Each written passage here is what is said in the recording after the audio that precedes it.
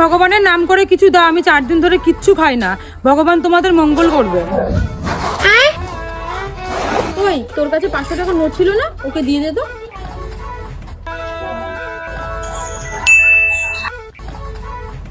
তুমি খুব ভালো মানুষ, ভগবান তোমার ভালো রাখুক।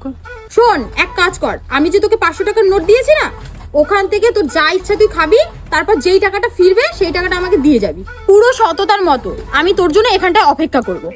ঠিক আছে দিদি, যা টাকা বাঁচবে আমি তোমাকে ফিরিয়ে দেবো। नहीं नहीं नहीं सारुण के यहाँ कुछ तो गड़बड़ है। পেট তো আমার ভরা আছে, এক কাজ করি 200 টাকা রেখে 300 টাকা ফেরত দিয়ে দেবো।